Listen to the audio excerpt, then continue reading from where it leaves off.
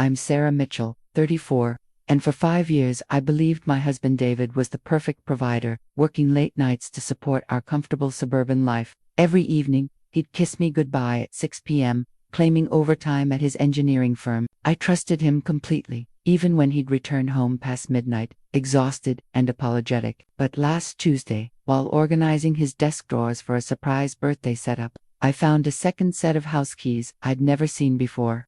Attached was a keychain photo of 2 children who looked exactly like David, children I'd never met. Behind it, a grocery receipt from across town, dated the previous weekend when he claimed to be at a work conference. The man I'd been married to for 8 years had been living a complete double life.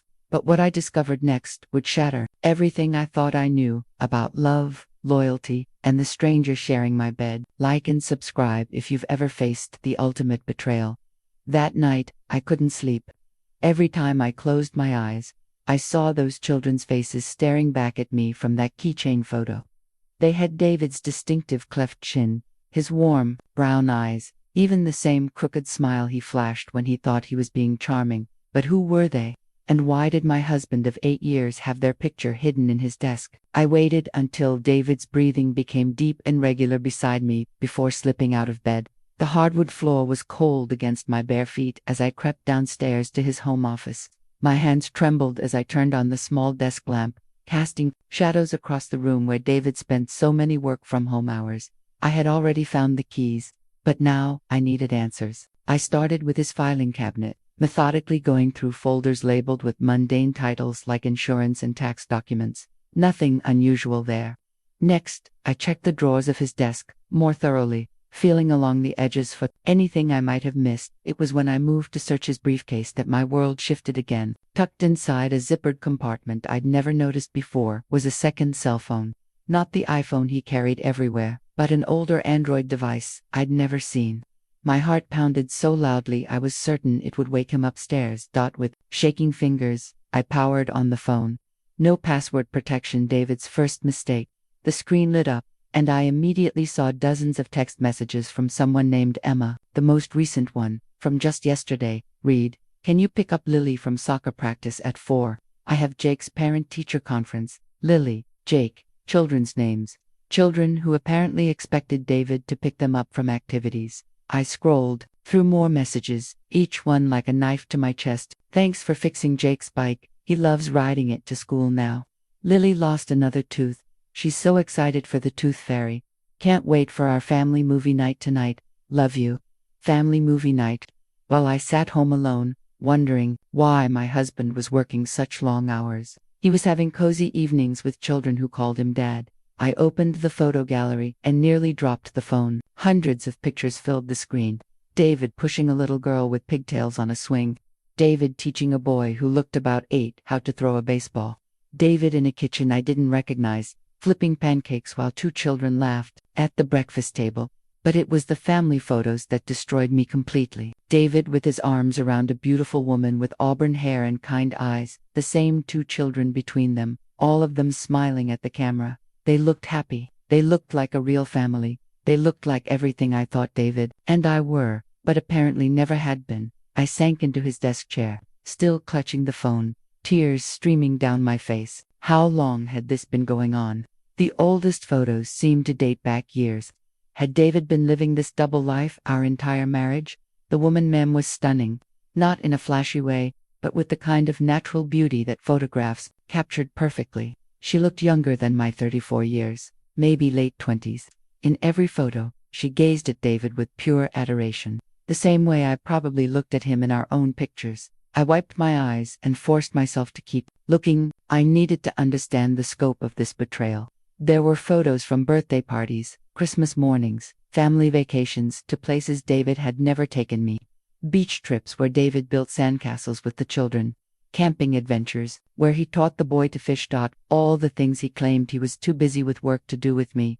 I spent the next 2 hours going through that phone, documenting my husband's secret life. By the time I heard David stirring upstairs, I had taken pictures of the most damning evidence with my own phone and carefully returned his device to exactly where I'd found it. As I slipped back into bed beside him, David mumbled sleepily, "Everything okay, babe? You were gone a while." Just couldn't sleep, I whispered, my voice surprisingly steady. Bathroom and some water. He wrapped his arm around me, pulling me close, and for the first time in our marriage, his touch made me feel sick. This man who whispered "I love you" against my hair had been whispering the same words to another woman, a woman with his children, a woman who believed, just as I had, that she was his one and only dot. The next morning, David kissed me goodbye at exactly 6 p.m., just like every other day for the past 5 years. "Big project deadline coming up," he said, adjusting his tie. "Might be even later than usual tonight."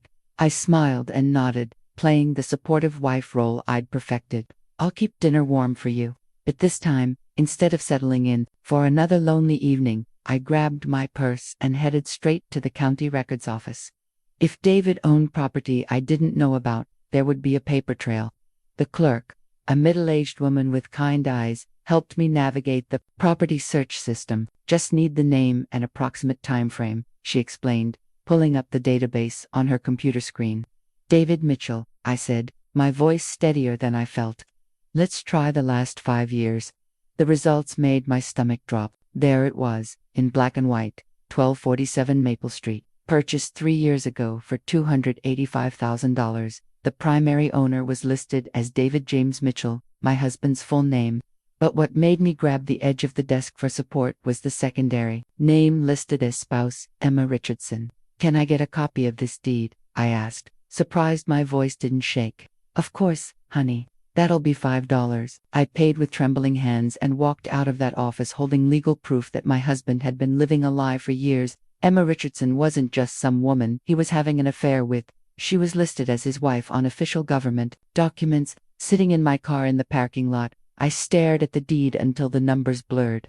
3 years ago, David had told me he was going through a rough patch at work, that money was tight. I'd even offered to help with our mortgage payments that year, dipping into my savings account to ease his financial stress, all while he was secretly buying a house with another woman.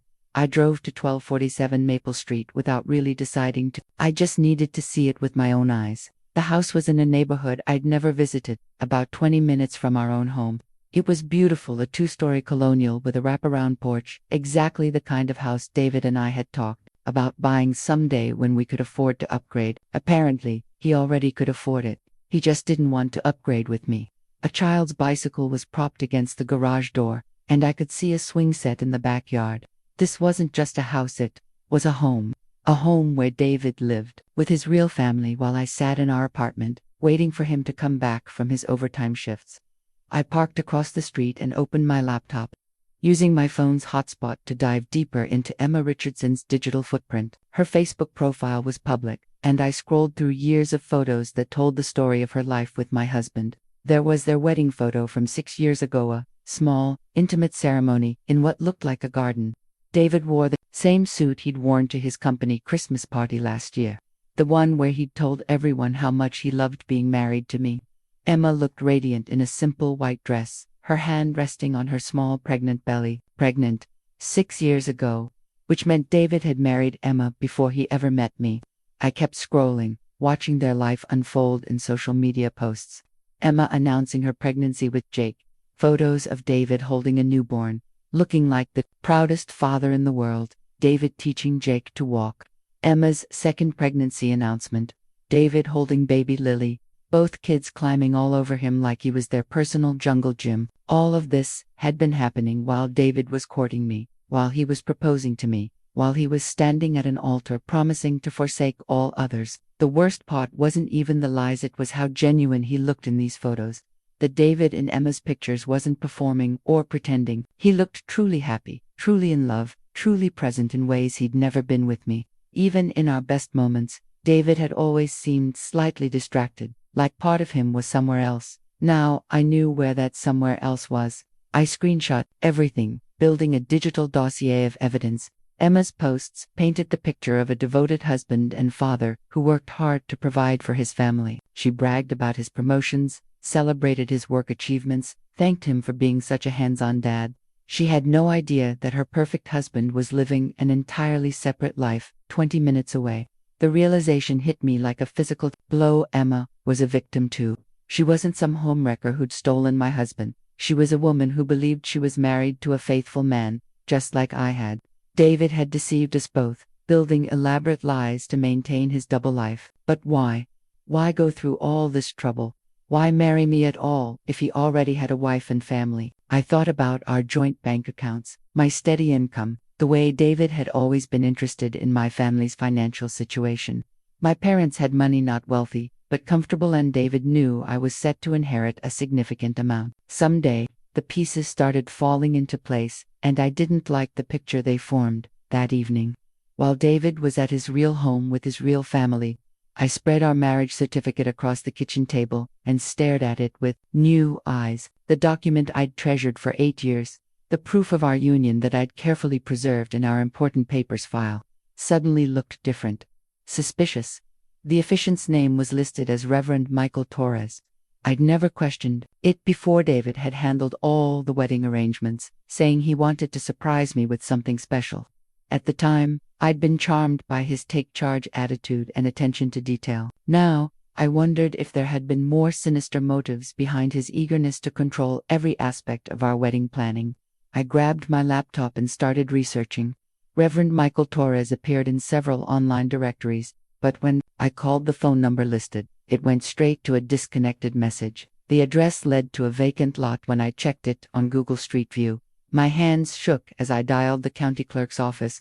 Even though they were closed, I left a voicemail asking them to verify the legitimacy of my marriage license and provide any additional documentation they had on file. The next morning, I called the moment they opened. Marriage License Division. This is Carol speaking.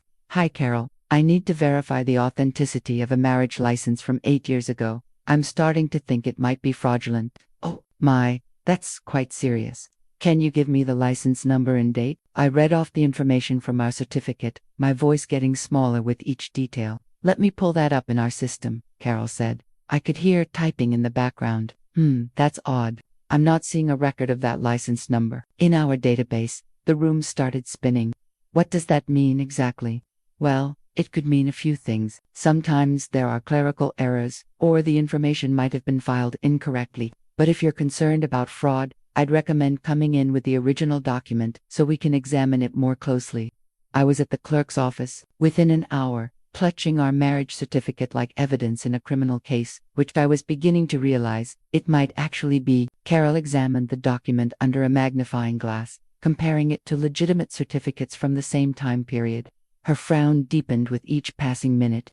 Ma'am, I hate to be the bearer of bad news, but this certificate has several irregularities. The paper stock is wrong for that year, the seal impression doesn't match our records, and this signature from Reverend Torres, we have no record of him being authorized to perform marriages in this county.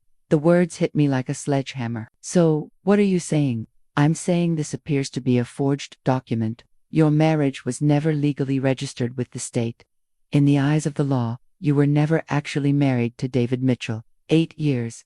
8 years of thinking I was a wife when I was really just a woman living with a man who was married to someone else. 8 years of filing joint tax returns that were probably illegal.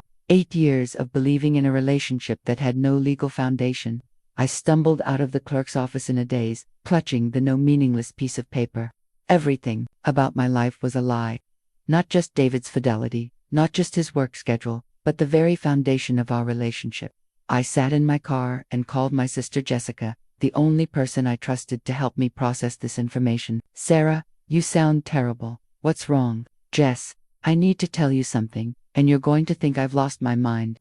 I took a shaky breath. David's been living a double life. He has another wife and 2 kids, and now I've discovered that our marriage was never even legal to begin with. The silence stretched so long, I thought the call had dropped. Finally, Jessica spoke, her voice careful and controlled. Sarah, where are you right now? In the parking lot of the county clerk's office, holding a fake marriage certificate. Stay there, I'm coming to get you. While I waited for Jessica, I couldn't stop thinking about all the signs I'd missed. David's reluctance to change his last name on certain accounts, claiming it was too much paperwork, his insistence that we keep some finances separate for tax purposes, the way he'd discouraged me from getting too involved in wedding planning, saying he wanted it to be his gift to me. How many other women had he done this to? Was I the first? or just the latest in a pattern of deception. Jessica arrived within 20 minutes, took one look at my face, and wrapped me in a fierce hug. "We're going to figure this out," she promised. "But first, you're coming home with me. You're not spending another night in that house with him until we know exactly what we're dealing with." As she drove me to her place, I stared out the window at the familiar streets of my neighborhood, the life I thought I knew, crumbling around me with every mile. "Jess," I said quietly, "what if I'm not the only one? What if there are other women out there who think they're married to David Mitchell?" She glanced at me in the rearview mirror. "Then, we're going to find them. And we're going to make sure he never does this to anyone else again." For the first time since I'd found those keys, I felt a spark of something other than devastation. It felt like determination, like the beginning of a plan. David had spent years manipulating me, but his biggest mistake was underestimating what I'd do once I learned the truth. From Jessica's guest room, I spent the next morning diving deep into our financial records. What I discovered made me physically ill. For years, I'd been proud of how well David and I managed money together. We had joint accounts, joint credit cards, and what I thought was complete financial transparency.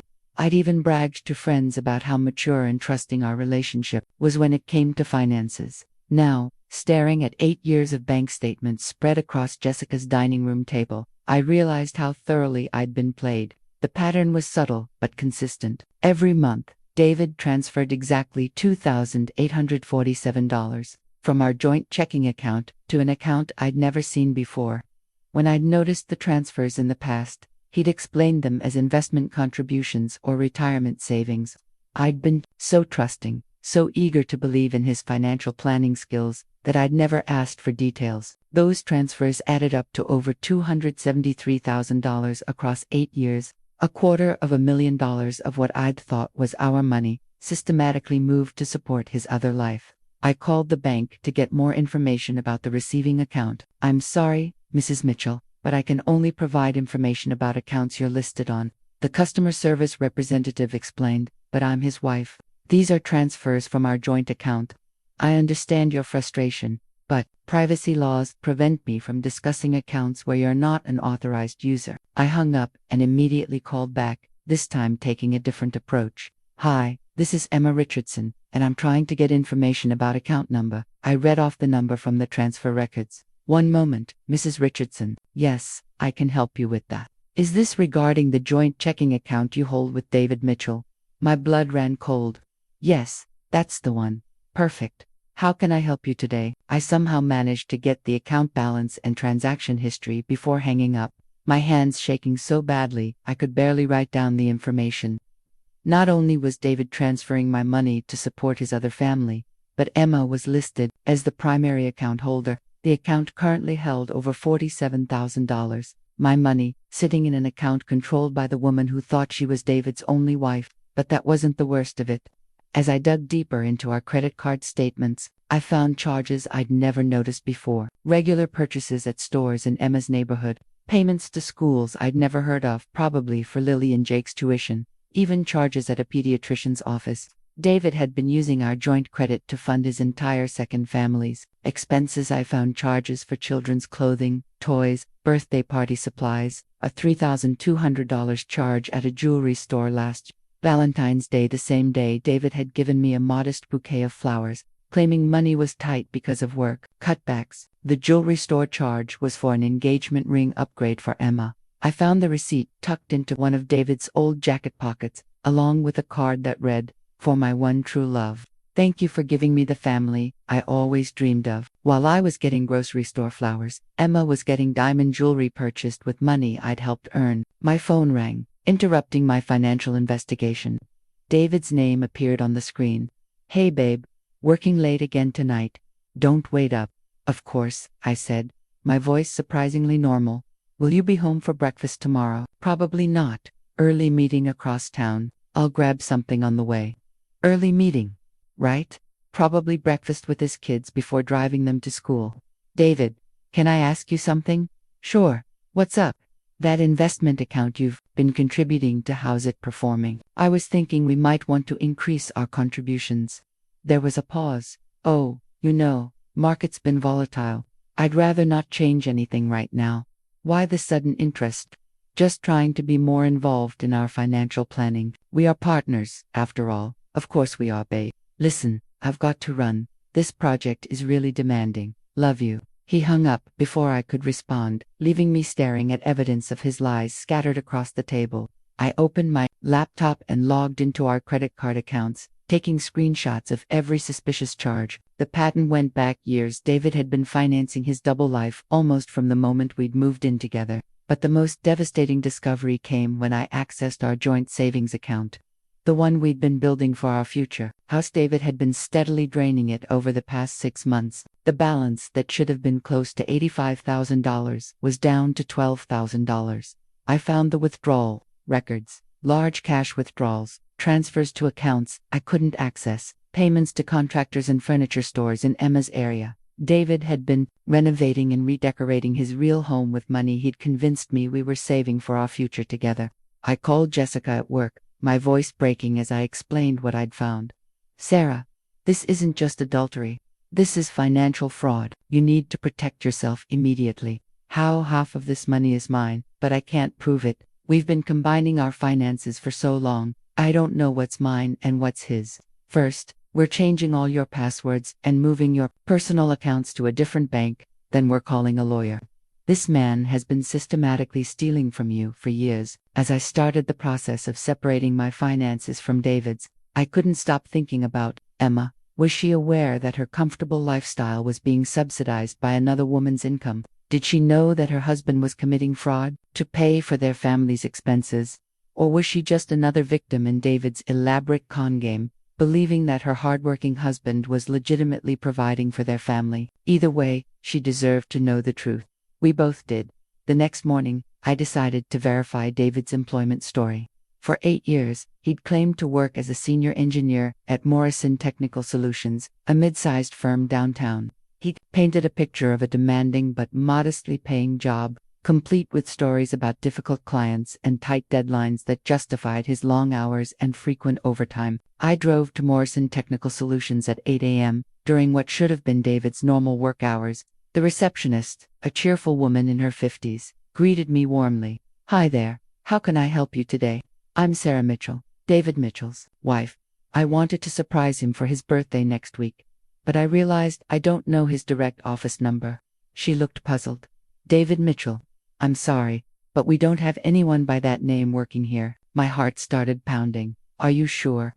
He's been here for about 8 years, senior engineer position. I've been the receptionist here for 12 years, hun. I know every employee, past and present. We've never had a David Mitchell. The lobby started spinning around me. Maybe there's been a mistake. Tall guy, brown hair, drives a blue Honda Accord. She shook her head sympathetically. I'm really sorry, but I think you might have the wrong company. Would you like me to call around to other engineering firms in the area? I somehow managed to get back to my car before the panic attack hit. David had never worked at Morrison Technical Solutions. For 8 years, he'd been leaving our house every morning, claiming to go to a job that didn't exist. So where had he been going? I thought about his work stories, his complaints about specific projects and coworkers, all fabricated. The Christmas parties he'd claimed to attend, the work conferences that explained his weekend absences, the company policy changes that had conveniently prevented me from visiting his office. All lies. When I'd calmed down enough to think clearly, I remembered something. David's actual employer had to be listed somewhere for tax purposes. I drove home and dug through our tax documents until I found his W-2 forms. The employer listed was Pinnacle Engineering Consultants, a company I'd never heard of. According to the W-2, David's annual salary was $127,000, significantly higher than the $68,000 he'd claimed he made at Morrison. Pinnacle Engineering was located in the same area as Emma's house, about 20 minutes from where we lived. Drove there immediately, my mind racing with questions. The building was impressive, a modern glass structure in a business park filled with similar upscale offices. This wasn't the struggling mid-sized firm David had described. This was clearly a successful, well-established company. I parked across the street and waited. At 11:30 a.m., I saw David's blue Honda pull into the parking lot. I watched through binoculars I'd bought that morning as he walked into the building. wearing the same confident stride he used when he left our house for his job at Morrison. But he wasn't heading to some cramped cubicle in a struggling firm. He was walking into what appeared to be a thriving engineering consultancy, where he apparently earned nearly double what he'd told me. I waited until lunchtime, then approached the building. The directory in the lobby listed David Mitchell as a senior project manager on the 3rd floor. Not only did he work here, but he held a management position. The security guard at the front desk was friendly and talkative. "Excuse me, I'm supposed to meet David Mitchell for lunch, but I think I'm early. Do you know if he usually takes lunch around this time?" "Oh, Mr. Mitchell, yeah, he usually heads out around noon. Great guy, been here for years." "You just missed him though. He left about 10 minutes ago for some client meeting." Years. He'd been working here for years, building a successful career, while lying to me about struggling financially at a different company entirely. I drove to a nearby coffee shop and called Pinnacle's main number. "Pinnacle Engineering. This is Rachel." "Hi Rachel, I'm calling about David Mitchell's employment verification for a loan application. Can you confirm his position and salary?" "Sure, let me pull up his file." David Mitchell, Senior Project Manager, started with us in 2015. His current annual salary is $127,000, plus performance bonuses that typically add another $15,000 to $20,000 per year. I nearly dropped the phone. David was making close to $150,000 annually, more than double what he'd told me.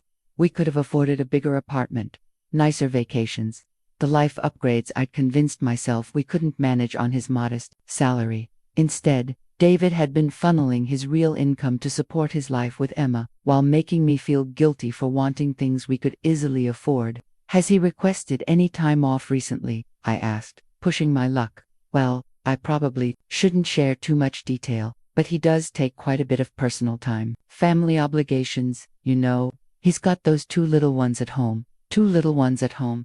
Lily and Jake, his real priorities."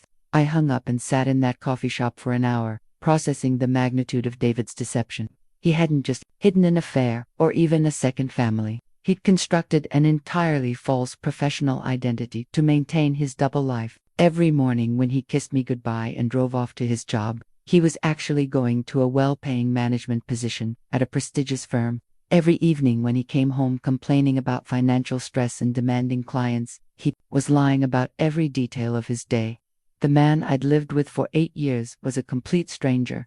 I thought about all the times I'd offered to work extra hours or take on freelance projects to help with our finances. All the vacations I'd suggested that David had dismissed as too expensive.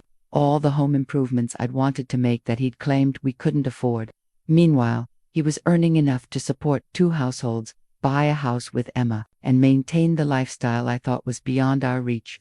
My phone buzzed with a text from David. "Client meeting running late. Won't be home until after 10. Order takeout. Don't cook. Client meeting." At least that part might actually be true, even if everything else about his work life was fabricated. I texted back, "No problem, see you tonight." But I had no intention of being there when he got home. I had phone calls to make, evidence to gather, and a plan to formulate. David's web of lies was starting to unravel, and I was just getting started. That evening, while David was at his client meeting, I conducted a deep dive into Emma Richardson's social media presence. What I found was a carefully curated portrait of the perfect family life, the life I'd thought I was building with David. Emma's Facebook profile was public, probably because she had no reason to hide anything. Why would she? She believed she was married to a faithful, hard-working man who adored her and their children. Her posts painted a picture of domestic bliss that made my chest ache with loss. The most recent photos showed their family vacation to Disney World just 3 months ago. David wore Mickey Mouse ears while carrying Lily on his shoulders, both of them laughing at something Jake was saying. Emma had captioned it, "Best family trip ever. So grateful for my amazing husband who worked extra shifts to make this magic happen for our babies." Extra shifts. While I was sitting at home, worried about David's stress levels from his supposed financial struggles, he was earning overtime to take his real family to Disney World. I scrolled through months of posts, each one revealing another layer of the life David had built without me. Emma regularly posted about date nights with her husband, dinners at restaurants I had suggested that David had claimed were too expensive, photos of flowers David had surprised her with, jewelry he'd given her for anniversaries, romantic weekend getaways to places I'd only seen in travel magazines. But it wasn't just the romantic gestures that destroyed me. It was the everyday moments that showed David as the engaged father and husband I'd always hoped he could be. There was David teaching Jake to ride a bike, his patient smile captured perfectly as he ran alongside the wobbling bicycle. David at Lily's dance recital, beaming with pride in the front row while she twirled across the stage in a pink tutu.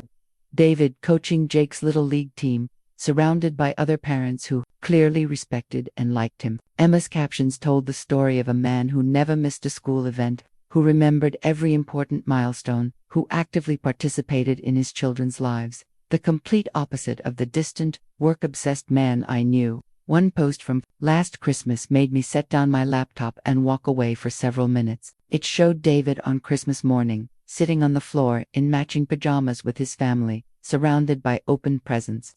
Lily was cuddled in his lap while Jake showed off a new baseball glove. Emma had written, "Christmas morning magic, with my favorite people. David, you make every day feel like a holiday. The kids and I are so lucky to have you." While I'd spent that same Christmas morning alone, because David had claimed he needed to work a holiday shift for double pay, I returned to the laptop and kept scrolling, torturing myself with evidence of their happiness. Emma frequently posted about David's thoughtfulness, how he'd surprised her with coffee on stressful mornings, how he'd taken the kids out for adventures so she could have time to herself, how he'd renovated their kitchen as a surprise for her birthday. Their kitchen renovation. I found the before and after photos, posted with gushing gratitude about her incredible husband who'd spent weeks working on the project. The timeline matched exactly with the period when David had claimed to be overwhelmed with work deadlines, coming home exhausted and paint-splattered, complaining about a difficult renovation project at his office. He hadn't been renovating his office, he'd been renovating Emma's dream kitchen. The photos showed a stunning transformation: granite countertops, custom cabinets, professional-grade appliances, the kind of kitchen I'd shown David pictures of, sighing wistfully about what we might have someday when we could afford it. Apparently, we could afford it. He just didn't want to afford it for me. Emma's posts about David's work were particularly painful to read. She regularly bragged about his promotions and achievements at Pinnacle Engineering, sharing details about projects and successes that David had never mentioned to me. She was proud of his career, supportive of his long hours, grateful for how hard he worked to provide for their family. She had no idea that his ability to provide for them was partially funded by another woman's income. But what struck me most was how genuinely happy Emma looked in every photo. This wasn't a woman who suspected her husband of infidelity. This was a woman who felt secure in her marriage, confident in her husband's love, grateful for the life they'd built together. She posted frequently about their relationship, sharing anniversary memories and romantic gestures. Their 6th wedding anniversary post included a photo of them dancing in their backyard. Emma wearing a flowing sundress, David's arms wrapped around her waist. She'd written, "6 years ago, I married my best friend and the love of my life. Every year gets better. Here's to forever, my darling David." 6 years. They'd been married for 6 years, which meant David had married Emma 2 years before he'd even met me. I wasn't the other woman. I was the unknowing mistress in his elaborate deception. I found posts about their dating story, their engagement, their early years of marriage. Emma had documented it all with the devotion of a woman who believed she was living a fairy tale. She'd met David at a coffee shop, where he'd been working on engineering blueprints. He'd asked her out by drawing her a picture of the bridge he was designing, with a message that read, "Will you help me build something beautiful together?" The same line he'd used on me 3 years later. As I read through Emma's posts, I realized that David hadn't just deceived us both, he'd stolen from us both. He'd stolen Emma's security by putting their family at risk with his illegal activities. He'd stolen my chance at a real relationship by trapping me in a fake marriage. And he'd stolen years of our lives that we could never get back. But Emma's most recent post made me close the laptop with shaking hands. It was a photo of a positive pregnancy test, posted just 2 days ago with the caption, "Surprise, baby Richardson Mitchell number 3 is on the way." David cried when I told him, "We're over the moon about expanding our little family. Lily and Jake are going to be the best big siblings." Emma was pregnant. David was about to become a father for the 3rd time, and judging by her post, he was thrilled about it. While I'd been dreaming of the day David might be ready to start a family with me, He'd already started a family with someone else, and now they were expanding it. I sat in Jessica's guest room, staring at that pregnancy announcement, and felt something shift inside me. The devastating sadness was still there, but underneath it, something harder was taking root.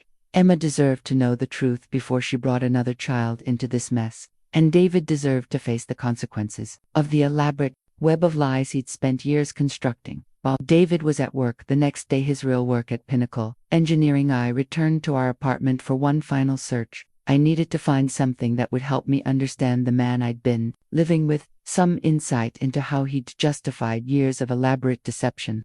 I'd already searched his office and bedroom thoroughly, but there was one place I hadn't checked: his workshop in the basement. David had claimed it was his space to unwind, somewhere he could work on woodworking projects and clear his head after stressful days at his fake job. I'd rarely gone down there, respecting his need for privacy. Now I realized that privacy had probably been essential for maintaining his double life. The workshop was meticulously organized, with expensive tools I'd never questioned him buying. Along one wall were built-in cabinets that David had installed himself, claiming he needed storage for his hobby supplies. I started with the obvious hiding places: drawers, toolboxes, storage containers. Nothing unusual at first, just the expected workshop materials. But when I moved a stack of wood behind his workbench, I found a loose floorboard. Underneath was a fireproof document box, locked with a combination I didn't know.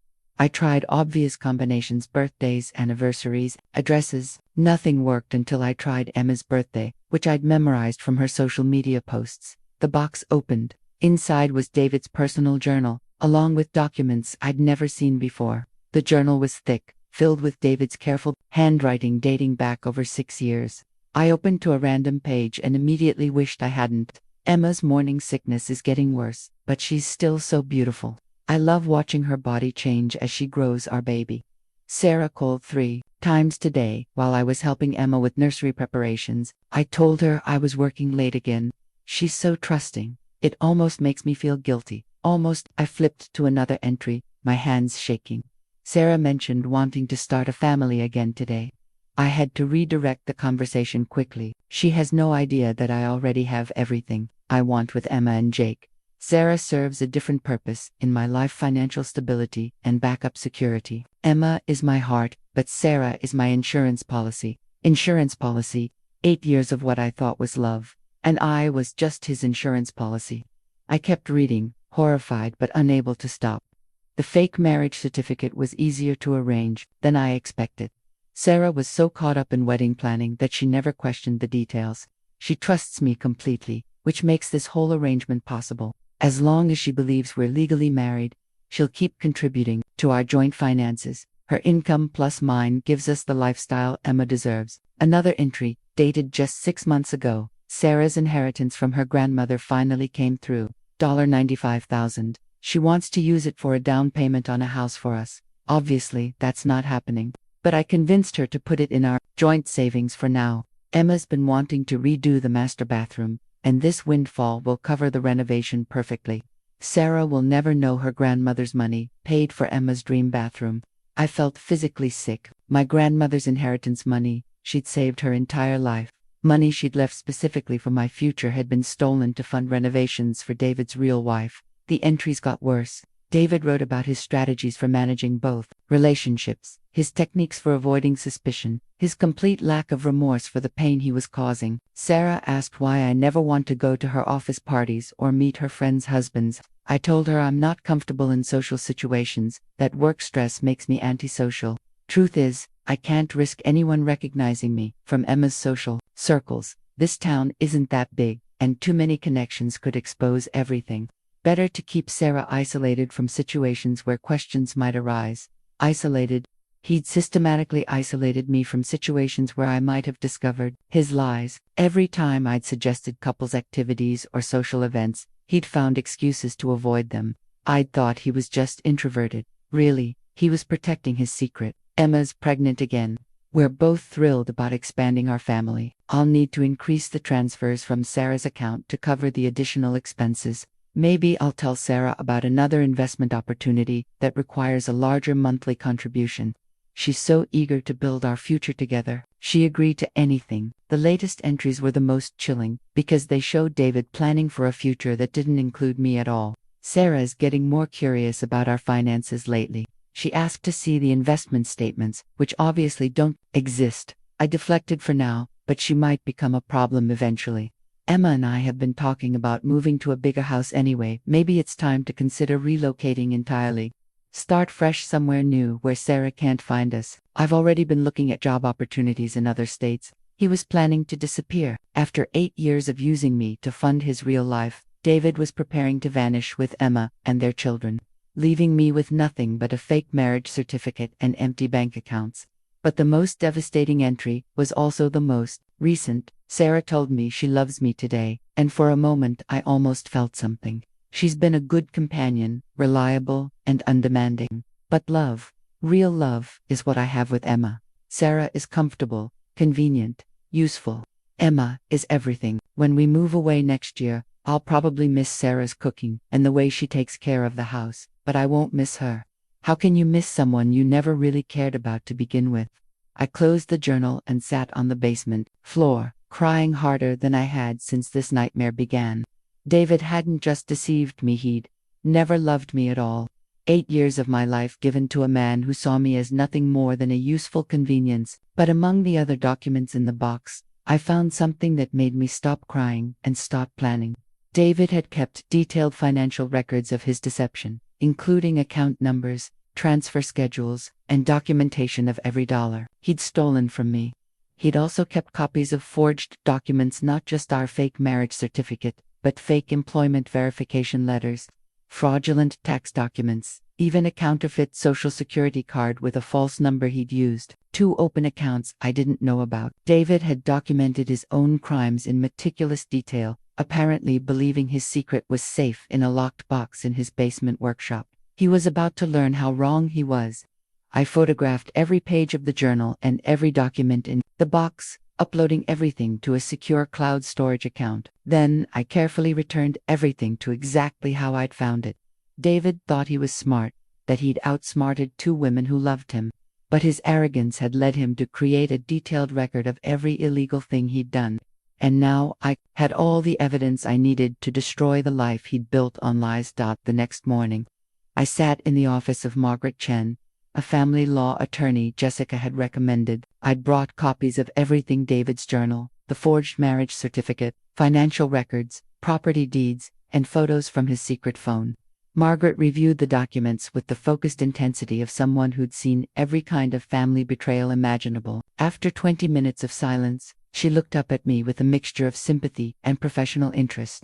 "Sarah, I've been practicing family law for 15 years, and I've never seen a case quite this complex.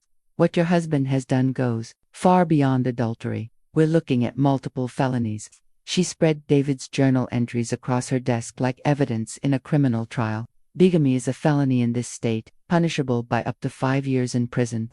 But that's just the beginning. The financial fraud, the forged documents, the identity theft. David has committed enough crimes to put him away for a very long time." "What about Emma?" I asked. "She doesn't know any of this is happening. She's pregnant with his 3rd child." Margaret nodded grimly. "Emma is as much a victim as you are. In fact, her situation might be even more precarious. If David's been using fraudulent documents to claim tax benefits as a married couple, she could face legal consequences, even though she's innocent." The thought of Emma facing legal trouble for David's crimes made my stomach turn. "How do we protect her?" "We need to document everything carefully and present a clear timeline showing that both of you were deceived. The fact that David kept detailed records of his fraud actually works in your favor, proves premeditation and ongoing criminal intent." Margaret opened her laptop and started taking notes. "Let's talk about your immediate needs. First, we need to secure your assets. David has been systematically stealing from you for years, and he might escalate if he suspects you know the truth." She pulled out a legal pad and started writing. "I'm going to draft an emergency motion to freeze all joint accounts and prevent David from accessing any more of your money. We'll also file for a restraining order to keep him away from you once this goes public." "What about the house? I mean, our apartment. Since you were never legally married, you have no automatic rights to property he owned before your relationship, but anything purchased with your money or during your cohabitation might be recoverable. we'll need to trace every financial transaction. The complexity of untangling 8 years of financial fraud felt overwhelming. How long will this take? Criminal charges can move quickly once we involve law enforcement. The financial recovery will take longer, possibly years. But Sarah, you need to understand something important. David is planning to disappear. She pointed to the journal entries about relocating. According to his own writings, he's already looking for ways to escape with Emma and start over somewhere else. We need to act fast before he has a chance to hide assets or flee the jurisdiction. Margaret leaned forward, her expression serious. I'm going to recommend that we coordinate with the district attorney's office. This isn't just a civil matter anymore, it's a criminal case that affects multiple victims. Will Emma have to be involved in the legal proceedings? Eventually, yes. She need to be interviewed as a witness, and she probably want to file her own charges once she learns the truth. But we can approach this carefully, with her safety and well-being in mind. Margaret handed me a folder full of legal documents. I'm going to need you to sign authorizations for a forensic accountant to examine all financial records. We need to trace every dollar David stole and build an airtight case for restitution. What happens to Emma and the children while all this is playing out? That depends on Emma's decisions once she learns the truth. She might choose to stay in the house David bought, or she might want to start over elsewhere. Either way, she'll need legal representation to protect her interests and those of her children. I signed document after document, each one feeling like another step away from the life I'd thought I was living and toward some unknown future. Margaret, do you think I'll ever get my money back? She was quiet for a moment, considering her words carefully. Some of it, yes. David has assets, his legitimate income, the house with Emma, retirement accounts, but a lot of your money has probably been spent on their lifestyle. We'll recover what we can, but you should prepare for the possibility that much of it is gone forever. What about Emma? Will she lose everything too? Not necessarily. If we can prove that the house was purchased partially with fraudulent funds, Emma might be able to keep her portion while David's share goes to restitution. It's complicated, but our goal is to protect the innocent victims while holding David accountable. Margaret stood up and walked to her window overlooking the city. Sarah, I want you to understand what you're about to set in motion. Once we file these charges, David's entire life will collapse. His career, his reputation, his freedom, everything. Are you prepared for that level of consequences? I thought about David's journal entries, his cold calculation in using me for years, his plans to abandon me once I was no longer useful. He destroyed my life first, I said quietly. I'm just making sure there are consequences for his choices. Margaret nodded. Then let's make sure justice is served. Margaret recommended hiring a private investigator to document David's movements and gather additional evidence before we made our move. We need professional documentation that will hold up in court, she explained. Your photos and research are valuable, but a licensed PI's surveillance report carries more legal weight. I met with Jake Morrison, a former police detective who specialized in matrimonial investigations. He was a soft-spoken man in his 50s, with kind eyes that had probably seen every variation of human betrayal. Mrs. Mitchell, I've reviewed the evidence you've collected, and I have to say, you've done excellent detective work. But let me ask you something, are you prepared for what we might discover? Sometimes the full truth is worse than what victims initially uncover. I thought about David's journal, his cold dismissal of our entire relationship. I don't think it can get much worse. Jake smiled sadly. That's what they all say. Let me tell you what I'm going to do. I'll conduct a week-long surveillance operation, documenting David's daily routine, his interactions with both families, and any additional evidence of fraud or deception. I'll also run background checks to see if there are other victims we haven't identified. Other victims, men who operate elaborate cons like this, rarely stop at 2 women. David's methodology is too sophisticated, too practiced. This kind of systematic deception takes years to perfect. Over the next week, Jake followed David with professional precision. He provided daily updates that painted a detailed picture of my husband's double life. Day 1, David left our apartment at 7:15 a.m., stopped for coffee at a shop near Pinnacle Engineering, worked a normal 8-hour day, then drove directly to Emma's house. Jake's photos showed David arriving home to a typical suburban scene, greeting him with a kiss, the children running to hug him, the family heading inside for dinner together. Day 2, David took a personal day from work. Jake's surveillance showed him taking Jake to a doctor's appointment, then spending the afternoon helping Lily with homework while Emma rested morning sickness from her pregnancy. That evening, David texted me about working late on a difficult project while I sat alone in our apartment. He was reading bedtime stories to his children. Day 3, the most damaging evidence yet. Jake followed David to a jewelry store during his lunch break, where he purchased an expensive necklace, probably an early Valentine's gift for Emma. That same evening, David came home to me and complained about money being tight, suggesting we postpone the weekend trip I'd been planning. Day 4, David attended Jake's parent-teacher conference with Emma, presenting themselves as a united couple concerned about their son's progress. Jake's photos showed them holding hands in the school parking lot, looking like any other married couple dealing with the challenges of parenthood. Day 5. The revelation that made me physically ill. Jake followed David to a family law office, where he spent 2 hours in consultation. When Jake ran the license plate of the attorney David met with, it belonged to someone who specialized in asset protection and offshore financial planning. Sarah, Jake called me that afternoon, his voice grim. David is preparing to disappear. He's consulting with lawyers about hiding assets and potentially relocating out of state. Whatever you're planning to do, you need to do it soon. Day 6, Jake documented David opening a new bank account at a different institution, this one requiring only his identification and not listing Emma as a joint holder. He was preparing to move money without her knowledge. Day 7. The final piece of evidence was a gut punch. Jake followed David to a real estate office, where he spent the morning looking at property listings for homes in North Carolina. The realtor confirmed that David was seriously interested in relocating within the next few months. Jake's written report was devastating in its professional objectivity. Page after page of documented evidence showing David's calculated maintenance of 2 separate lives, his financial preparations for abandoning both women, and his complete lack of genuine emotion in either relationship. But the background check revealed something even worse. Sarah, I found records of David using variations of this same con in 2 other states before he moved here. In Colorado, there's a woman named Jennifer Walsh who filed a police report against a David Matthews for fraud and bigamy. The description matches your husband perfectly. Jake spread out copies of police reports and court documents. In Arizona, a woman named Maria Santos reported similar crimes by a David Miller. Same methodology, same elaborate lies about employment and finances. I stared at the documents, trying to process what they meant. You're saying David has done this before? 2 other women, at least twice that I can verify. Probably more. This is his pattern: establish a legitimate relationship with one woman, then find a second victim to exploit financially while maintaining both relationships through elaborate deception. When the situation becomes unsustainable, he disappears and starts over somewhere else. The photos from Jake's surveillance told the story of a man who felt no guilt about his actions. In every image, David looked relaxed, confident, even happy.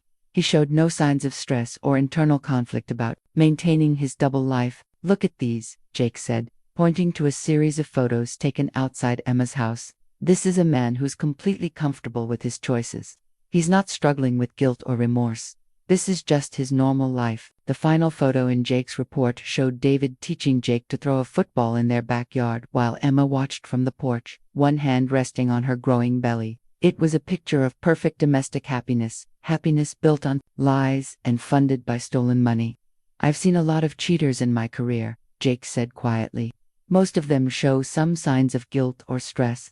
Your husband is different. He's a sociopath who's turned deception into an art form. Jake handed me a USB drive containing all his evidence. Everything's here: photos, videos, audio recordings of conversations with third parties, financial tracking, background checks. It's enough to put him away for a very long time. What happens now? Now, you decide how much justice you want. With this evidence, David will face serious criminal charges. But Sarah, Jake paused, his expression serious. Once you pull this trigger, there's no going back. David's life will be destroyed, Emma's world will collapse, and those children will lose their father. Are you prepared for all of that? I thought about Jennifer in Colorado and Maria in Arizona, about Emma's pregnancy and her trust in the man who was planning to abandon her, about my grandmother's inheritance funding bathroom renovations for a woman who didn't know I existed. He made these choices, I said firmly. Now he has to face the consequences.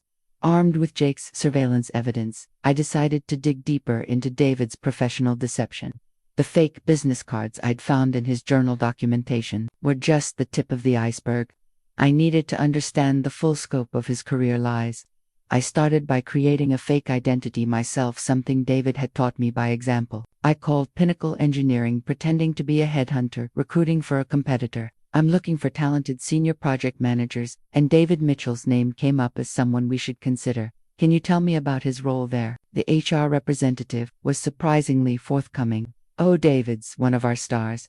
He's been with us for 8 years, starting as a junior engineer and working his way up. He manages our largest client accounts, now probably brings in about $2 million in revenue annually for the firm. 8 years.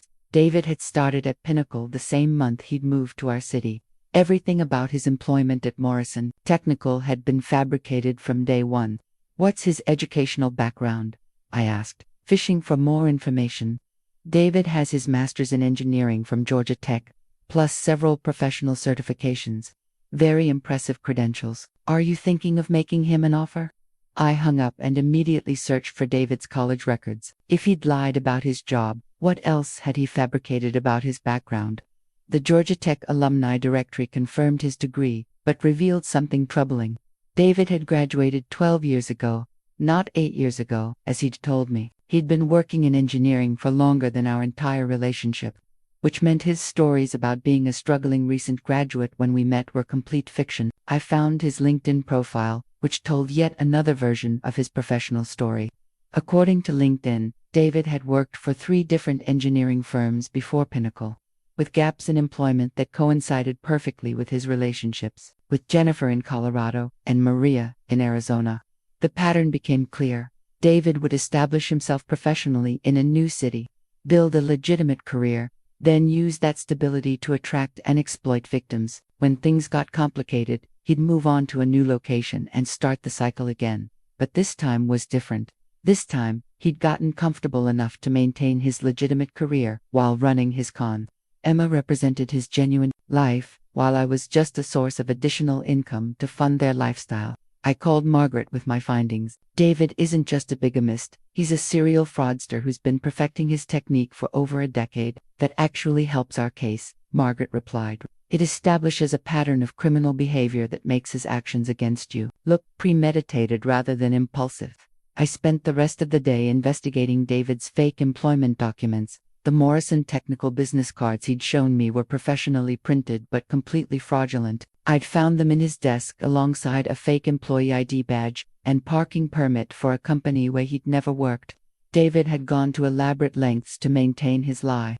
He'd even created fake email accounts using Morrison's domain name, sending himself work-related messages that he'd occasionally show me as proof of his busy schedule. The most disturbing discovery was a folder on his laptop labeled Mount Projects, hundreds of fake documents, project proposals, and client communications he'd created to support his fictional job. David had essentially built an entire false career, complete with fake deadlines, imaginary coworkers, and fabricated workplace drama. I found emails he'd never sent, addressed to fictional colleagues about non-existent projects, detailed project timelines for construction jobs that never existed, even fake performance reviews, praising his work at a company where he'd never been employed. The level of detail was staggering. David had created an entire fictional professional life so comprehensive that even I, living with him daily, had never suspected the truth. But the most chilling discovery was a document titled Employment Strategy, David's own guide for maintaining his elaborate lies. It included scripts for common workplace conversations, explanations for why I could never visit his office, and strategies for managing financial discussions without revealing his real income. He'd even planned responses to specific questions I might ask. If Sarah asks about meeting my coworkers, explain that company policy discourages personal relationships, interfering with professional ones. If Sarah suggests visiting the office, mention heightened security since the Henderson project.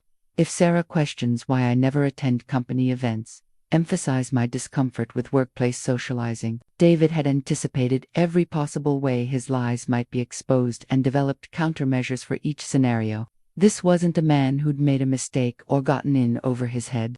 This was a career criminal who'd turned deception into a science. I printed everything and added it to my growing file of evidence. Each new discovery made it clear that David had never seen me as a person deserving of honesty or respect. I was just another mark in his long history of exploitation. The fake Morrison technical documents alone were enough to prove fraud, but combined with everything else, they painted a picture of someone who'd built his entire life on lies. David hadn't just deceived me about having another family, he'd deceived me about literally everything. His education, his career history, his financial situation, his daily activities, his future plans, none of it had been real. I'd fallen in love with the character David had created, not the actual man. But now I knew who David really was. A professional con artist who'd spent over a decade perfecting his ability to exploit women's trust and love for financial gain.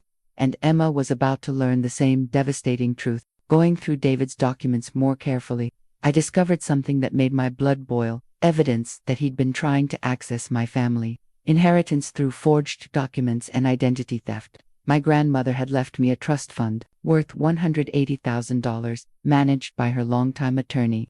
I'd always planned to use it for a down payment on our future home, the home David and I would supposedly buy together once we were financially ready. David had never shown much interest in the inheritance, claiming he wanted us to succeed on our own merits rather than relying on family money.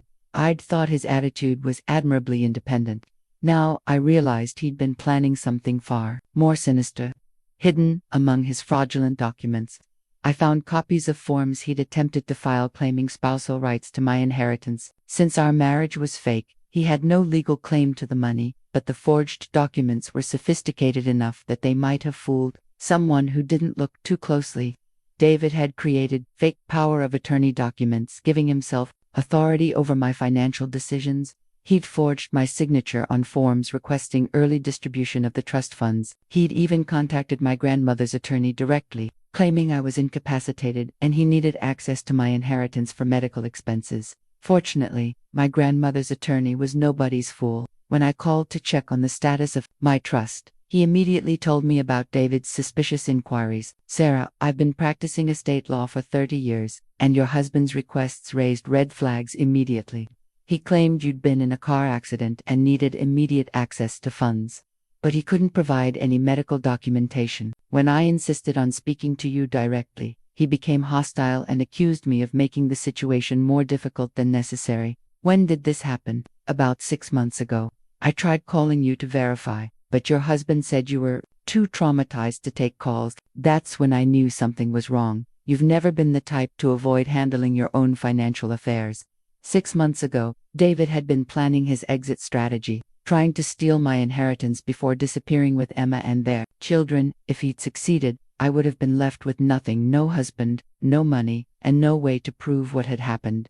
Did he have any success accessing the funds? None whatsoever. I immediately froze all activity on your account and required in-person verification for any changes. "Your inheritance is completely secure." I felt a wave of relief, followed immediately by rage. David hadn't just stolen my present, he'd tried to steal my future too. I asked the attorney to send me copies of all documents David had submitted, along with records of their conversations. The paperwork revealed the sophisticated level of David's fraud operation. He'd researched estate law, created convincing forgeries, and developed a detailed story to explain why he needed access to my money. But what infuriated me most was discovering that David had been researching my family's financial situation since before we'd even started living together. Among his documents were printouts from public records searches showing my grandmother's property values, my parents' business ownership, and even estimates of my potential inheritance. David had targeted me specifically because of my family's money. Our entire relationship had been a long con designed to give him access to my inheritance.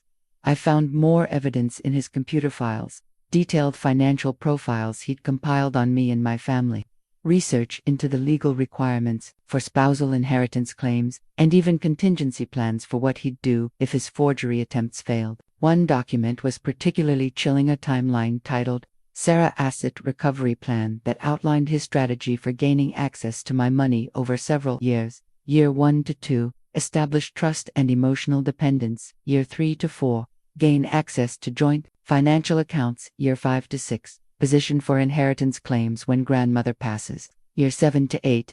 Extract maximum value and prepare exit strategy. I was currently in year 8 of his plan. David had been preparing to abandon me just as his timeline suggested, after extracting every possible dollar from my financial situation.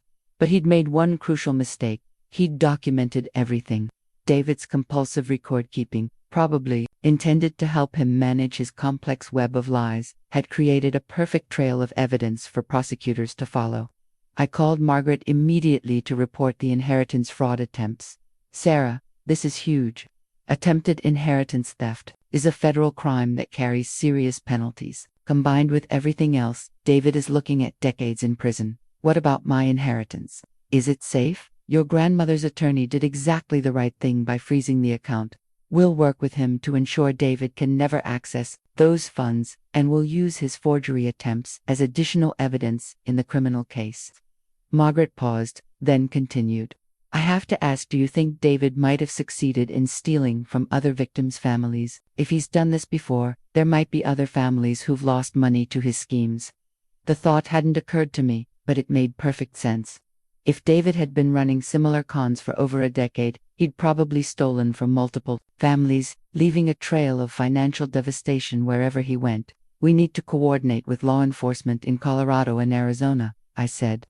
"If there are other victims, they deserve to know what happened to their money." "Agreed. I'll contact the authorities in those states and share our evidence. David's crime spree is about to catch up with him." As I hung up, I realized that David's greed had been his downfall. If he'd been content with just stealing my current income, he might have gotten away with his double life indefinitely. But his attempt to steal my inheritance had created a paper trail that would destroy him. My grandmother had always been protective of our family's money, warning me to be careful about who I trusted. Even in death, she was still protecting me from someone who wanted to exploit our family's generosity. David thought he'd been clever, documenting his crimes for future reference. Instead, he'd created the evidence that would send him to prison. Emma's pregnancy announcement on social media had been the final straw. But seeing her latest posts made everything feel urgent and heartbreaking. She was glowing with happiness, sharing weekly bump photos, and expressing gratitude for David's excitement about their expanding family. Her most recent post showed David with his hands on her belly, both of them laughing at something off camera. The caption read, 20 weeks, and this little one is already so loved. David has been the most amazing husband through this pregnancy, bringing me ice cream at midnight and assembling the crib even though we have months to go. I'm so lucky to be building this beautiful life with my best friend. While Emma celebrated, reaching the halfway point of her pregnancy, David was finalizing plans to abandon her and their children. His journal entries about relocating became even more disturbing when I realized he was planning to disappear while Emma was pregnant and vulnerable. I scrolled through her posts about preparing for baby number 3. Photos of Jake and Lily, picking out clothes for their new sibling. Videos of David reading pregnancy books, taking notes like the devoted father Emma believed him to be. Pictures of their growing nursery, painted in cheerful yellow since they'd decided to wait to learn the baby's gender. Everything about Emma's posts radiated joy and security. She had no idea that her husband was a criminal who'd been funding their lifestyle with stolen money. She didn't know that David had already done this to other women, or that he was preparing to do it to her too. The worst part was realizing that Emma's pregnancy might have been David's timeline for his disappearance. Once the baby was born, and Emma was dealing with 3 young children, she'd be at her most vulnerable. That's probably when David planned to vanish, leaving her alone with overwhelming responsibilities and no financial support. I found myself studying Emma's older posts, looking for signs that she'd suspected anything. But there were none. Every post painted the picture of a woman who felt completely secure in her marriage, grateful for her husband's devotion, excited about their future together. She'd posted about David's work achievements, celebrating his latest promotion at Pinnacle Engineering. She'd shared photos of their date nights, romantic getaways, and family vacations. Emma documented their life together like someone who believed she was living a fairy tale. But hidden in the details of her posts, I started to notice things that made me feel sick. References to financial stress during her first pregnancy at the same time. David was supposedly struggling at his fake job and asking me to help with expenses. Posts about David working extra hours to save for Jake's college fund doors he was actually spending with me. Emma had been making sacrifices and adjustments to support David's career, never knowing that his financial struggles with her were manufactured to justify the money he was stealing from me. Her post from 3 years ago particularly haunted me. David's been working so much overtime lately, but it's all for our family's future. Sometimes I miss him, but I know every extra hour he works is another dollar toward our dream house. Can't wait to see what we can build together. While Emma missed her husband during his overtime, David was coming home to me, letting me cook his dinner and listen to his fabricated work stress. She was sacrificing time with her husband so he could spend time with his fake wife. The cruelest irony was that Emma and I had been unknowingly coordinating our lives around David's schedule. When she posted about David's late nights at work, those were the evenings he spent with me. When I wondered why David was leaving early for morning meetings, he was probably having breakfast with his children. Looking at Emma's pregnancy posts, I realized I couldn't wait any longer to act. Every day I delayed was another day she invested emotionally in a future that would never exist. Every week of her pregnancy that passed was another week David was lying to her about their plans and their security. Emma deserved to know the truth before she made any more major decisions based on David's lies. She deserved to protect herself and her children before David's crimes were exposed publicly. And she deserved the chance to make informed choices about her pregnancy and her future. But how do you tell a pregnant woman that her entire life is built on lies? How do you explain that the father of her children is planning to abandon them? How do you destroy someone's world in order to save them from an even bigger destruction? I stared at Emma's latest ultrasound photo, shared with pure maternal joy, and knew I couldn't protect her by keeping silent. David's plan was to disappear after the baby was born, leaving Emma with 3 children and no explanation. At least if I told her now, she'd have time to prepare and protect herself. Emma was about to learn the same devastating truth I'd discovered, but she was facing it while pregnant and responsible for 2 other children. The injustice of what David had done to both of us made me angrier than ever. He'd stolen years of our lives, thousands of dollars, and our ability to trust. But he wasn't going to steal Emma's chance to make informed decisions about her pregnancy and her children's future. It was time to contact Emma directly and show her who she'd really married. I spent an entire day crafting the message I would send to Emma. How do you tell someone their entire life is a lie? How do you reveal that their husband is a criminal without causing them to go into premature labor from shock? I started and deleted dozens of messages, each one feeling either too harsh or too vague. Finally, I settled on a direct but gentle approach. Hi Emma, my name is Sarah Mitchell. I need to tell you something very important about David. I've been living with him for 8 years, believing we were married. I just discovered that you and your children exist, and I think you deserve to know that David has been living a double life. I have evidence that he's been lying to both of us. Can we meet somewhere safe to talk?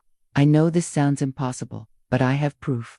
You and your children are not safe. I sent the message through Facebook at 2 p.m. on a Tuesday, when David would be at work and Emma might have a quiet moment to process what I was telling her. She responded within an hour.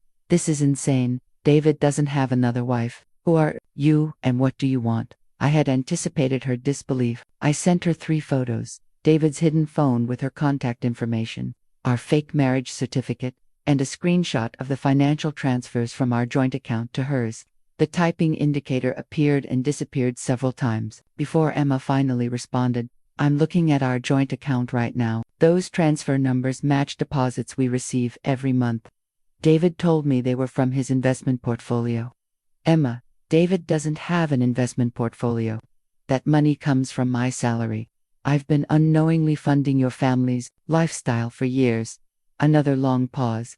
Can you prove you live with David? I sent her photos of our apartment, focusing on David's belongings that she would recognize. His favorite coffee mug, the engineering books on his nightstand, the jacket he wore in her family photos hanging in our closet. This isn't possible. David comes home to me every night. We have dinner together. He helps with homework and bedtime routines.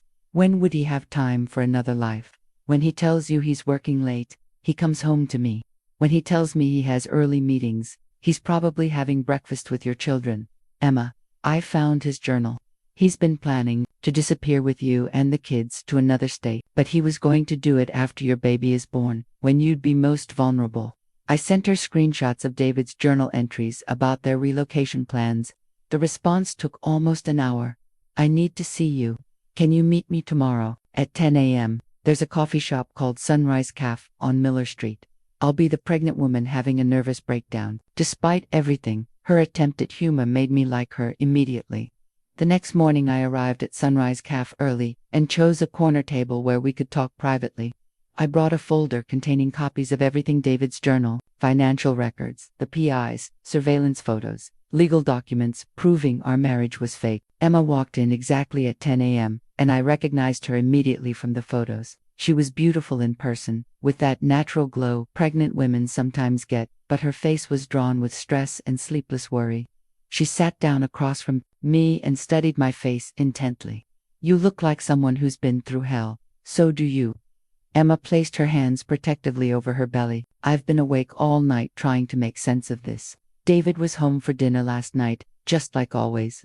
He helped Jake with his math homework and read Lily a bedtime story. He rubbed my feet while we watched TV. How is that the same man who's been lying to you for 8 years? I opened the folder and spread David's journal entries across the table, because he's a sociopath who's been perfecting this con for over a decade. Emma, you're not his first victim. I found evidence of at least 2 other women he did this to, in different states. Emma read the journal entries in silence, her face growing paler with each page. When she reached the entry where David called me his insurance policy, she looked up with tears in her eyes. He writes about me like I'm some kind of prize he won.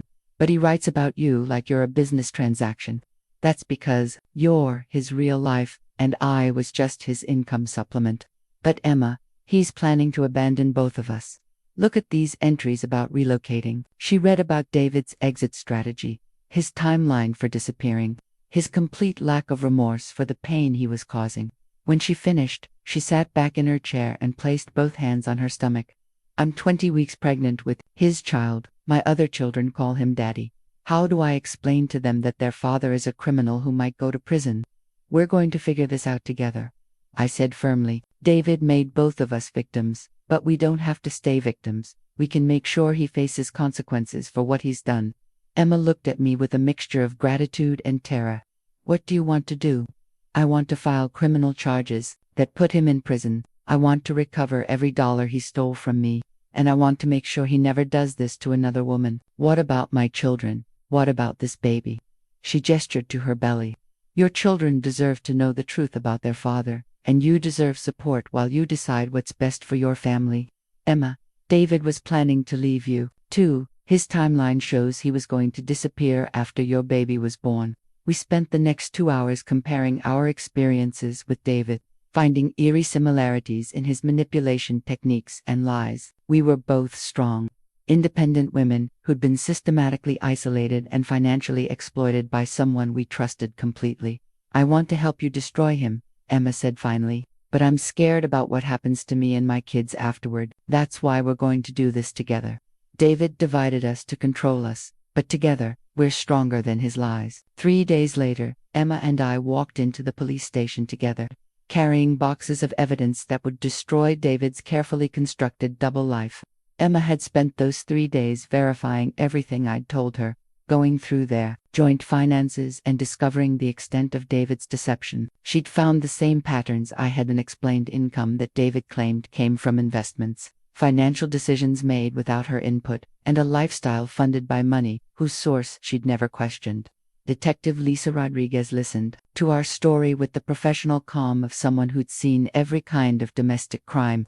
But even she seemed surprised by the sophistication of David's operation. Ladies, I've been investigating fraud cases for 12 years, and I've never seen anything quite like this.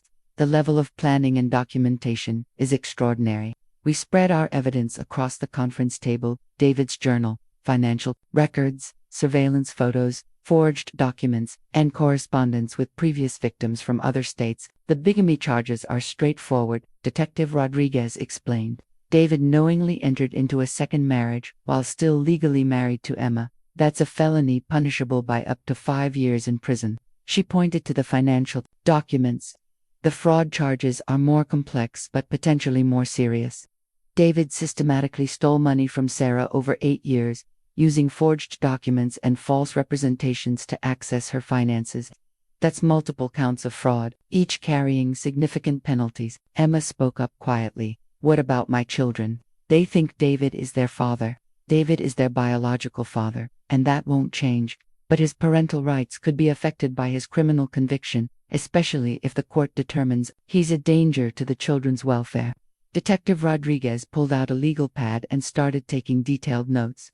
I'm going to need formal statements from both of you. Sarah, I'll need you to walk me through your entire relationship with David, focusing on any instances where he defrauded you or forged documents. Emma, I'll need you to confirm the timeline of your marriage and identify any financial irregularities you've discovered. The interview process took 4 hours. We went through every detail of David's crimes, from the fake marriage certificate to his attempts to steal my inheritance. Emma provided crucial testimony about the money David had claimed came from investments, establishing that he'd lied to her about the source of their income. Based on this evidence, I'm confident we can get arrest warrants for multiple felony charges, Detective Rodriguez said, but I want you both to understand what happens next. Once we arrest David, this becomes public. His employment will be affected, his reputation will be destroyed, and the media might pick up the story. Emma placed her hand on her belly. My children are going to find out their father is a criminal. They're going to find out eventually anyway, I said gently. Better they learn the truth in a controlled way than discover it when David disappears in the middle of the night. Detective Rodriguez nodded. Sarah's right. David was planning to abandon his family within months. At least this way, Emma, you have some control over how your children learn about the situation.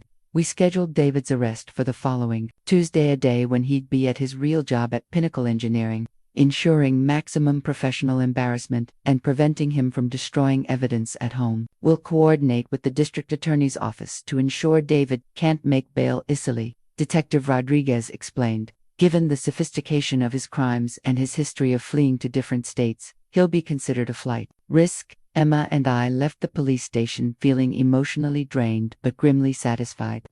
After years of being David's victims, we were finally taking action to hold him accountable. That evening, Emma called me from her car after putting her children to bed. Sarah, I keep thinking about how normal David seemed at dinner tonight. He asked Jake about his soccer game and helped Lily with a school project. He rubbed my back and told me he loved me. How can someone be so convincing when they're planning to destroy your life? Because he's had years of practice, I replied.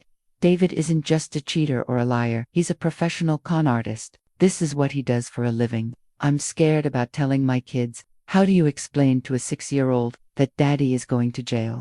You tell them that Daddy made some very bad choices, and now he has to face the consequences. You tell them that they're safe, that you love them, and that none of this is their fault. Emma was quiet for a moment. What happens if David tries to contact us after he's arrested? That's what restraining orders are for. Detective Rodriguez is filing for protective orders for both of us. David won't be allowed to contact us or come near our homes. I never thought I'd need protection from my own husband. Neither did I. But Emma, we're stronger together than we ever were apart. David counted on us never finding each other. That was his biggest mistake. After we hung up, I sat in Jessica's guest room and tried to process how much my life had changed in just 2 weeks. I'd gone from believing I was happily married to filing criminal charges against the man I thought I loved. But for the first time since this nightmare began, I felt hopeful. David's reign of terror was about to end, and Emma and I would make sure he never victimized another woman. Justice was coming, and it would be served by the 2 women David had underestimated most.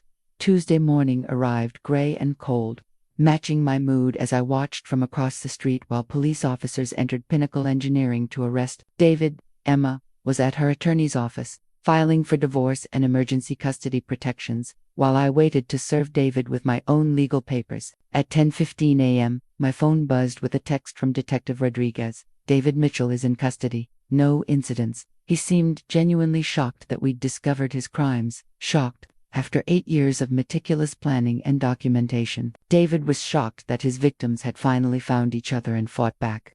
Margaret met me at the courthouse with a stack of legal documents thicker than a phone book. We're hitting David with everything at once, she explained. Civil fraud charges, demands for restitution, asset freezing orders, and a restraining order. By the end of today, he won't be able to access any money or contact either of you.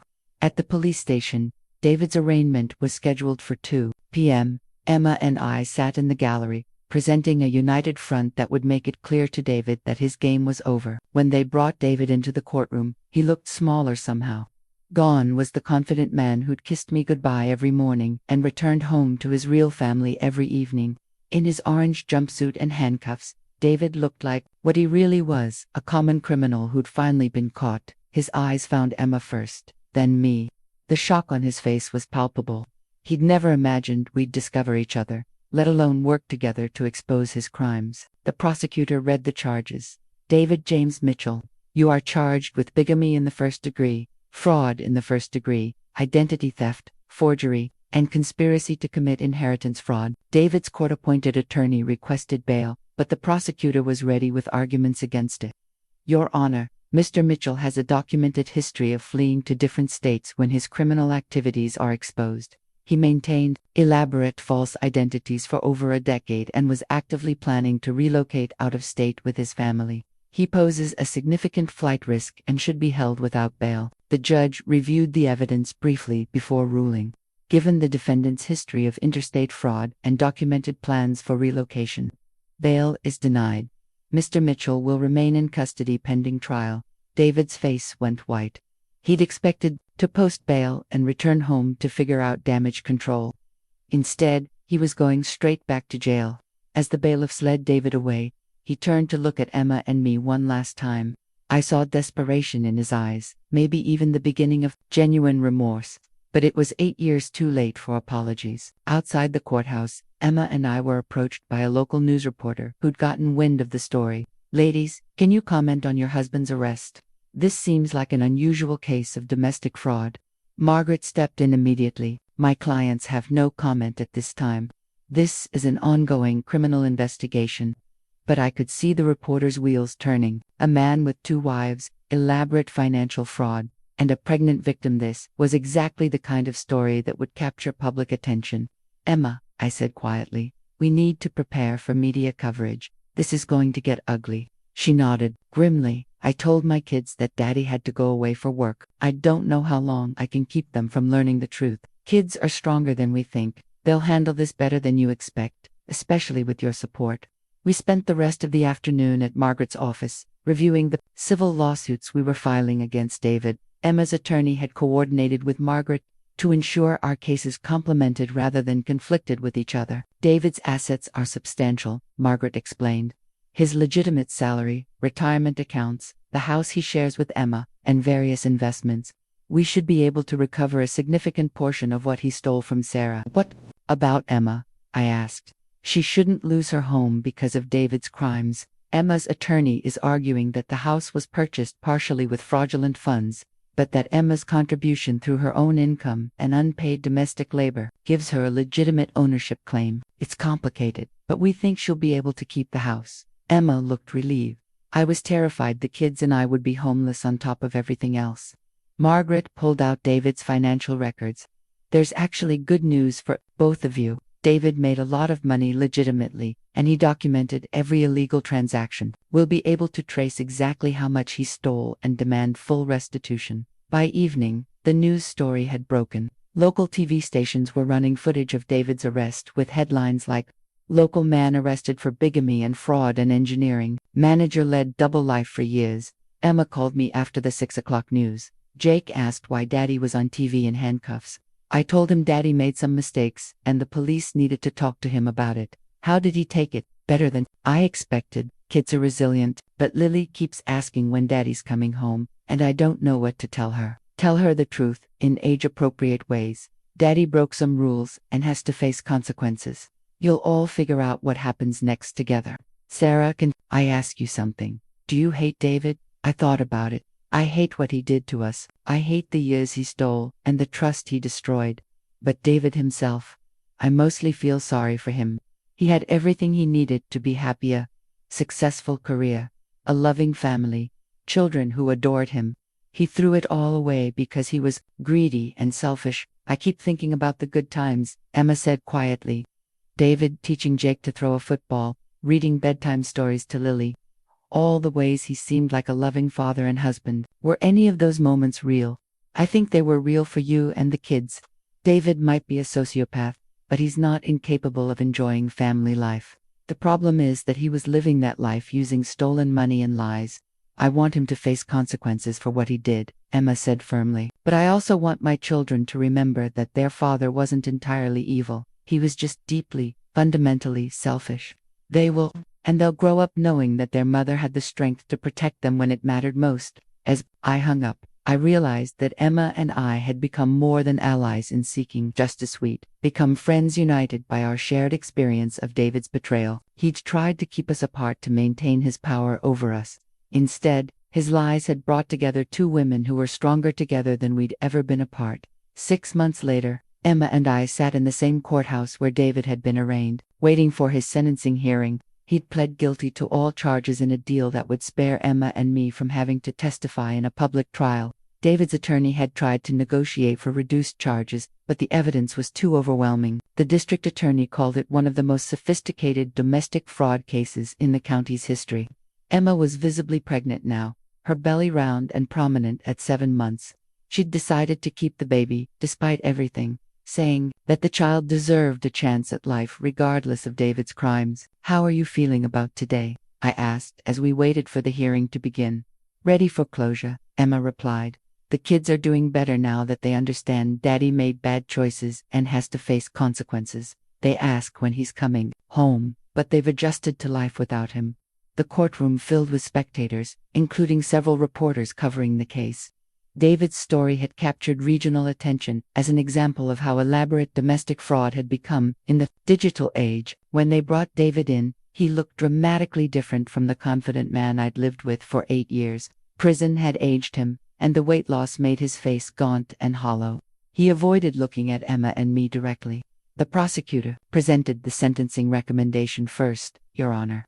David Mitchell's crimes represent a pattern of sophisticated fraud spanning over a decade and multiple states. He systematically exploited the trust of women who loved him, stealing hundreds of thousands of dollars while maintaining elaborate lies about his identity and intentions. She outlined the financial impact: $280,000 stolen from me over 8 years, attempted theft of my $180,000 inheritance, and fraud charges related to his fake employment and forged documents. Mr. Mitchell's crimes weren't impulsive mistakes, they were calculated operations, designed to exploit victims' emotional vulnerability for financial gain. The state recommends 15 years in prison with requirements for full restitution. David's attorney offered a weak defense about his client's remorse and willingness to make amends, but the evidence spoke for itself. When the judge asked David if he wanted to make a statement, he stood slowly and spoke in a voice I barely recognized. "Your Honor, I want to apologize to Emma and Sarah for the pain I've caused. I know my actions were inexcusable, and I take full responsibility for the harm I've done to their lives and to my children's lives." He turned to look at Emma.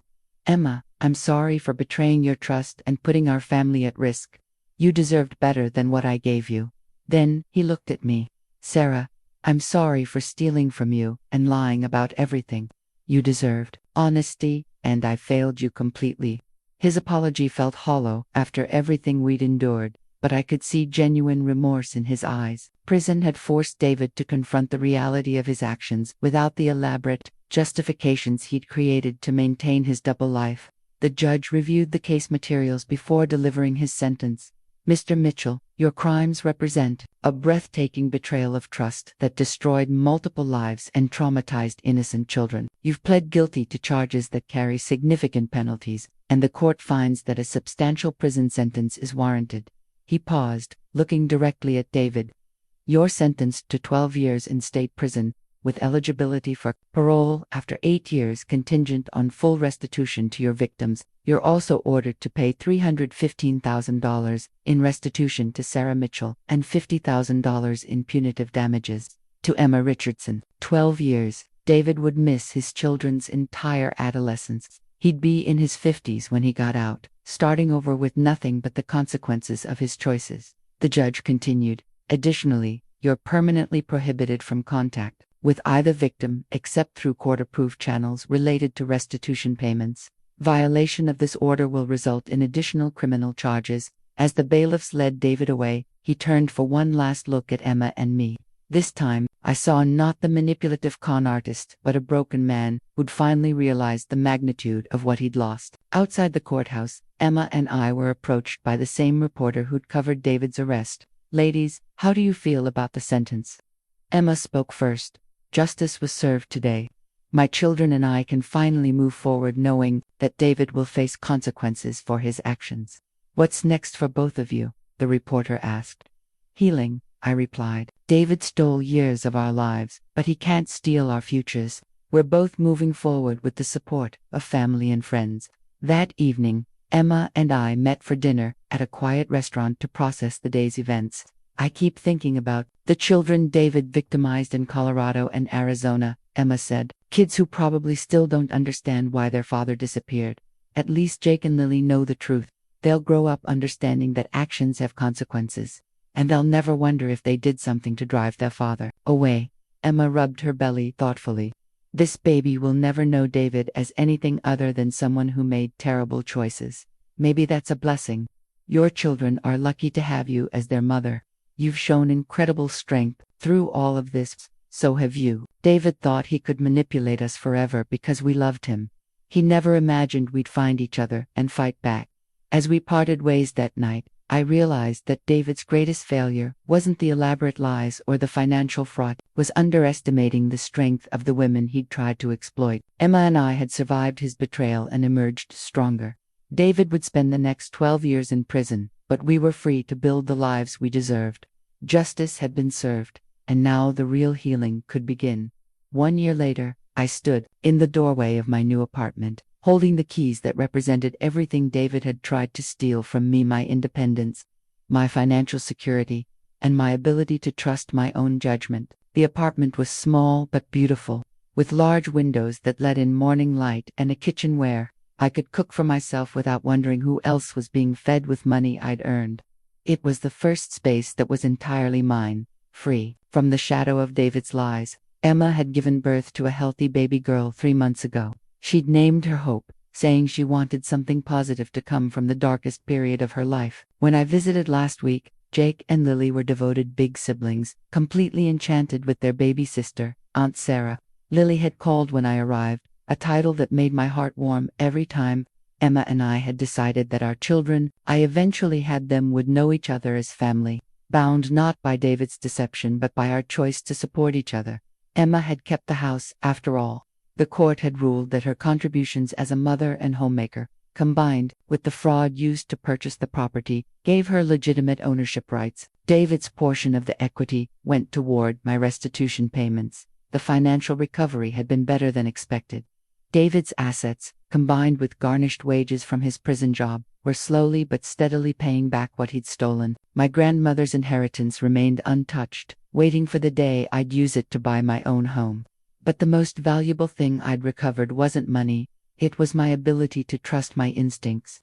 The therapy sessions Jessica had insisted on helped me understand that David's manipulation had been sophisticated and deliberate. I hadn't been naive or stupid. I'd been targeted by someone who'd spent years perfecting his techniques. My phone buzzed with a text from Emma. "Hope's first steps. Video attached. She's walking toward the camera like she's coming to give you a hug." I watched the video of Hope's wobbly first steps across Emma's living room, and smiled at this little girl who would grow up knowing her father only through the consequences of his choices. She'd never experienced the betrayal Emma and I had endured, because she'd be raised by a mother who understood the importance of truth and accountability. Jessica knocked on my door, carrying a bottle of champagne and a housewarming gift. "How does it feel to be officially moved in, like I can finally breathe?" I replied honestly. "For the first time in years, I don't feel like I'm waiting for the other shoe to drop." We sat on my couch, the first piece of furniture I'd ever bought entirely for myself, and talked about the future. "Have you thought about dating again?" Jessica asked gently. "Eventually, but I'm not in a rush. I want to be completely healed before I share my life with someone else. The next man I trust will earn that trust through actions, not words." "What would you tell other women who might be in situations like yours was?" I thought about that question, which I'd been asked several times by the victim advocacy groups I'd started speaking with. Trust your instincts. If something feels wrong, investigate rather than making excuses. And remember that love shouldn't require you to ignore red flags or accept explanations that don't add up. The doorbell rang, and I opened it to find a delivery person with a package I wasn't expecting. Inside was a beautiful plant with a card from Emma. For your new beginning. May your roots grow deep and your branches reach high. That evening, I placed Emma's plant on my windowsill and watched the sunset paint my apartment in golden light. David had stolen 8 years of my life, but he hadn't stolen my capacity for joy, love, or hope. I thought about the woman I'd been a year ago, trusting, devoted, completely unaware that my life was built on lies. That woman was gone, but in her place was someone stronger, wiser, and more resilient. David was serving his sentence in a state prison 2 hours away. I'd heard from Margaret that he'd been writing letters requesting contact with Emma and me, all of which were denied per the court order. He'd lost the right to our forgiveness when he chose deception over honesty. But Emma and I had gained something precious from our shared ordeal of friendship forged in crisis and strengthened by mutual support. We'd shown each other that survival was possible, that healing was achievable, and that women who stand together are stronger than the men who try to tear them down. My new apartment represented more than just independence. It was proof that David's plan had failed. He'd tried to use me until I was no longer valuable, then discard me for a fresh start somewhere else. Instead, his victims had found each other, fought back, and built new lives on the foundation of truth he'd tried to destroy. As I settled into my first night in my new home, I felt something I hadn't experienced in years: complete peace. David could no longer hurt me, Emma, or anyone else. His reign of manipulation was over, and ours was just beginning. The keys to my apartment caught the lamplight, reminding me that I held the power to decide who entered my life and on what terms. Never again would I hand that power to someone who hadn't earned it through honesty, respect, and genuine love. I was free, I was strong, and I was finally home.